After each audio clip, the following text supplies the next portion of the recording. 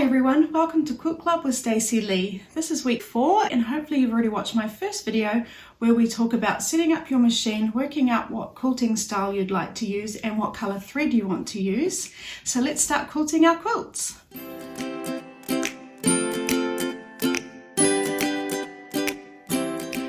Okay, so now we're going to do a bit of extra pinning. You might remember in my previous video where we were basting our quilt, I said we might run out of pins, so I was going to add a few pins in at this stage. So what I've done is I found the middle of my quilt, I've spread it out so it's nice and flat and it's already nice and secure because of the pins we've already put in. But now I'm just going to put in a few extras so it's extra secure when I'm quilting. And I know that I want to do the echoing technique, which is sewing on either side. So I'm going to put pins in every corner here, not too close because I want to be able to get my walking foot past them. So what I'd like you to do is either add more pins in or move yours around depending on what quilting style you've decided to use. So if you're doing the diagonal, well, the pins in the middle are going to get in your way. So I would suggest moving them out and just do what works best for you. So I'm going to take some pins and I'm going to put them in each of my corners. Again, being careful to catch all 3 layers and not scratch my desk. And making sure I'm leaving plenty of room to get my walking foot past them. And I'll go all the way to the very bottom and I'll sew this first seam and then I'll repeat this process.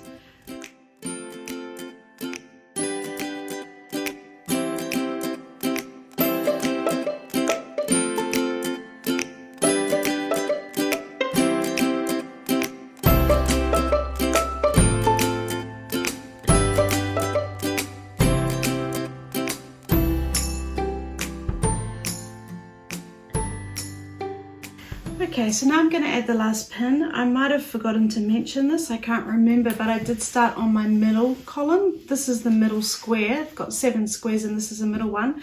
I'm just going to work on this middle seam here. We always start on the middle and work our way out. So now I've finished pinning that. As you can imagine, it's going to be quite difficult to fit this into the sewing machine.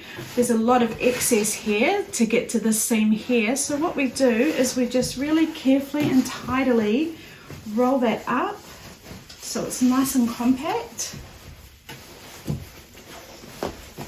so that I can get to this seam. And then that's what we do every time we've got a lot of bulk, is we just roll it up nicely. And now let's start quilting. So I decided to add a few more pins actually because I did have a lot spare, and you could also choose to do that if you don't want to keep going back from your sewing machine to your desk. So now I'm ready to quilt. I've got my side all rolled up, I've got my walking foot on, I've worked out my stitch length and I'm going to stitch at 2.5. I've got my thread colour chosen and I've chosen to use white and I'm ready to go. Just one more thing is that try and keep the quilt on your desk. I've actually got some of it rolled up on my lap, and that's just so that it's not dragging down and dragging your sewing, because you will feel that. So as you go, just keep adjusting it as you need to so that it's not on the ground or dragging.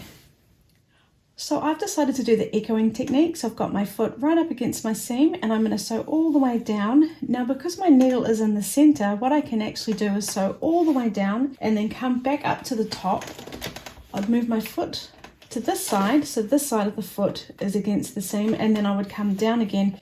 Now that's only because my needle is in the center. If yours was slightly to the left or slightly to the right, this wouldn't work. And this is probably not best practice. I'm just being a bit lazy because this is folded up on this side. It is easier to do that. But then what I would do is once I've done both these sides of this seam, when I'm coming over to this next seam, I would make sure I start from the bottom so I'm reducing the drag. I'm going to start sewing now. So we just want to go slowly and steady and take our time.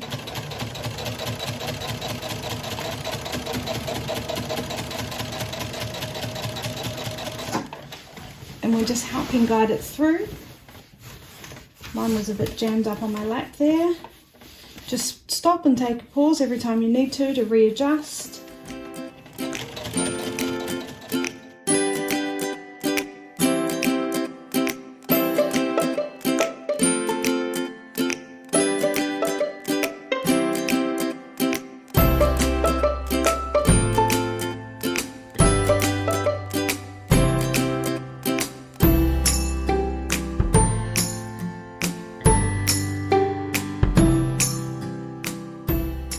Okay, so I've just stitched right off the edge there, and did you notice how I was constantly readjusting it? I always wanted my hands in the front and I just readjusted it as I needed to. So I'll cut my threads off now. And if you're doing the echoing stitch, if your needle's not in the center, this is the time where you would spin it around and start from the bottom. But I'm just going to be a bit lazy and I'm going to take mine from the top again. So I'm just going to line it up so that the edge of my foot is on this side. You might be doing stitch in the ditch, or you might be going diagonally, but it's the same idea. We just want to make sure this is also nicely folded. We want to make sure that the weight of the quilt is on the table and on our lap, or even off onto our shoulder if we need to. Just whatever you find works best for you. And then now I'm going to sew along this side.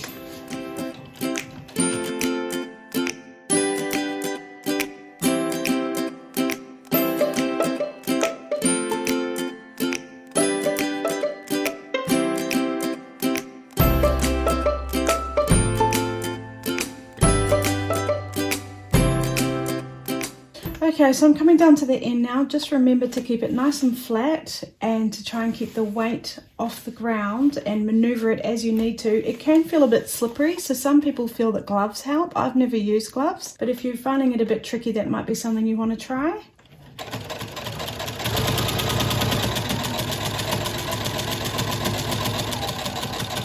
And then I'm just going to come right off the end and cut that.